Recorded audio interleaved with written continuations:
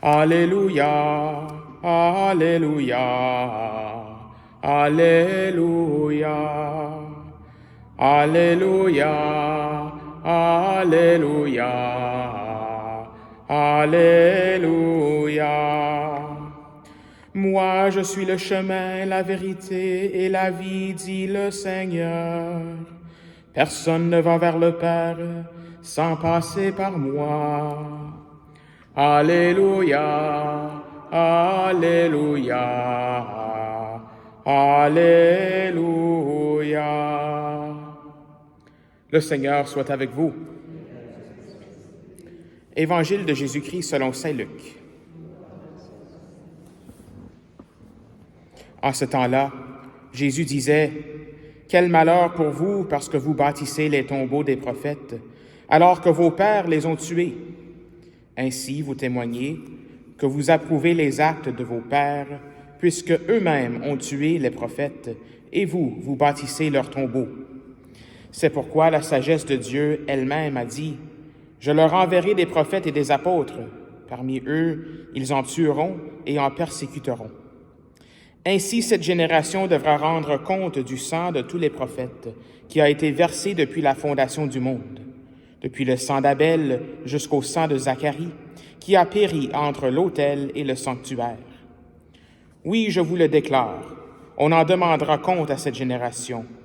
Quel malheur pour vous, docteurs de la loi, parce que vous avez enlevé la clé de la connaissance. Vous-même n'êtes pas entrés, et ceux qui voulaient entrer, vous les en avez empêchés. » Quand Jésus fut sorti de la maison, les scribes et les pharisiens commencèrent à s'acharner contre lui et à le harceler de questions.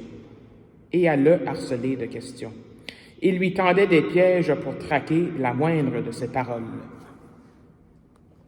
Acclamons la parole de Dieu.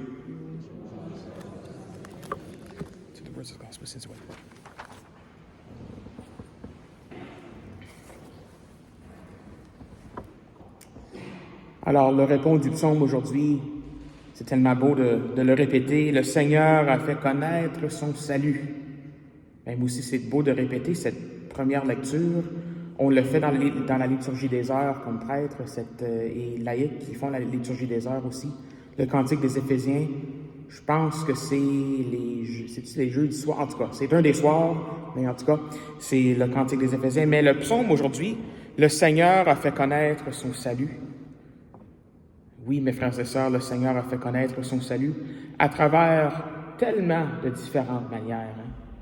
À travers sa parole que nous lisons chaque jour ici à la messe, que nous pouvons lire à la maison, la Bible, sa parole. Par sa parole, il a fait connaître son salut, qui est Jésus-Christ. Aussi par les sacrements. Le Seigneur a fait connaître son salut par les sacrements, le baptême qui nous admet au paradis, qui nous admet dans le royaume des cieux, les sacrements comme l'Eucharistie, qui est notre salut aussi, source et sommet de la vie du chrétien. Donc le Seigneur a fait connaître son salut. Et une autre manière que j'aimerais un peu plus réfléchir aujourd'hui, c'est sur les saints, donc la communion des saints. Il nous fait connaître son salut à travers les saints. Donc, je suis habillé en rouge aujourd'hui. Ça fait longtemps que j'ai pas porté du vert parce que ce mois-ci, le mois d'octobre, je pense que c'est en compétition avec le mois de janvier pour le meilleur mois pour les fêtes des saints. Parce que le mois de janvier, il y en a beaucoup, mais le mois d'octobre, il y en a aussi beaucoup.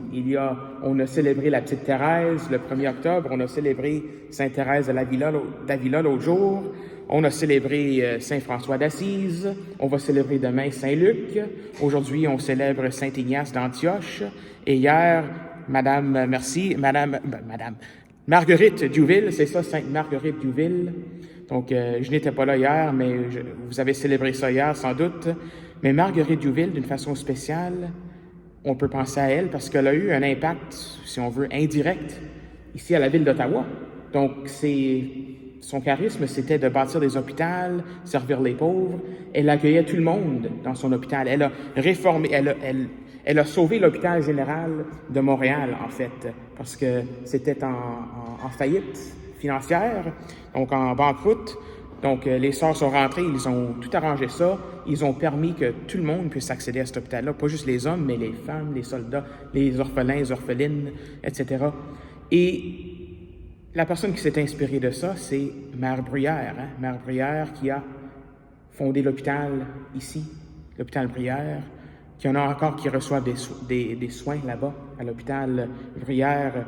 Donc, on peut avoir une pensée spéciale pour Sainte Marguerite Duville et aussi Mère Bruyère qui, on l'espère un jour, va être canonisée. Elle est considérée comme vénérable, donc une vénérable, la première étape pour devenir béatifiée et ensuite canonisée. Mais aujourd'hui, je m'arrive maintenant finalement à Saint Ignace d'Antioche. Saint Ignace d'Antioche, lui, il était, comme je disais au début, il était le deuxième évêque d'Antioche. Il a suivi Pierre. Donc ça, c'est tout près du temps de la résurrection du Christ. Donc peut-être que lui-même aurait connu Jésus, je ne sais pas. Il a sûrement connu Pierre. Donc peut-être qu'il était autour, je ne sais pas. Mais Saint Ignace d'Antioche, lui, il était évêque à Antioche quand il y avait des persécutions. On commençait à avoir des persécutions. La foi chrétienne au premier siècle, c'était sous le parapluie du judaïsme. Donc, ils étaient un peu protégés par les Romains, par le judaïsme. Mais l'empereur Néron a détruit le deuxième temple dans les années 70. Donc, après cela, les chrétiens étaient un peu, n'étaient plus sous cette protection du judaïsme. Donc, on commençait à avoir des persécutions. Et lui, il a écrit dans son voyage, il a voyagé d'Antioche à Rome. Donc, il avait été arrêté à Antioche et envoyé à Rome pour faire face à l'empereur. Et il a écrit 7 lettres au cours de ses voyages. 7 lettres dont il parle de toutes sortes d'affaires, comme l'importance de Pierre, l'importance du pape, même dans ses débuts d'Église. L'Eucharistie, il parlait beaucoup de l'Eucharistie dans ses lettres. Et même qu'on a des petites traces des prières eucharistiques dans ses lettres, que c'est tellement beau. Mais une de ses lettres, il écrit beaucoup sur comment il s'en va à Rome pour être martyrisé, et puis qu'il ne veut pas que les gens empêchent les bêtes sauvages de lui manger, de lui ronger, de l'attaquer. Il veut vraiment faire ça pour le Christ. Donc vraiment, on voit parmi la communion des saints toutes sortes d'affaires, toutes sortes de manières dont que le Seigneur fait connaître son salut. Donc aujourd'hui, qu'est-ce qu'on peut prendre de tout cela? C'est quoi notre invitation aujourd'hui? Mais c'est que nous aussi, nous pouvons aider le Seigneur, nous pouvons continuer à aider que le Seigneur puisse faire connaître son salut à travers de nous. J'ai entendu cette image des saints avant, ils sont comme des vitraux. On vient de faire réparer nos vitraux ici à la cathédrale. Donc les vitraux sont tellement, ils laissent la lumière passer. Donc à travers nous aussi, nous pouvons être comme ces saints, nous pouvons être comme ces vitraux. On laisse la lumière du Christ passer à travers nous, dans le monde entier, afin que le Seigneur puisse continuer dans nos jours à faire connaître son salut. Amen.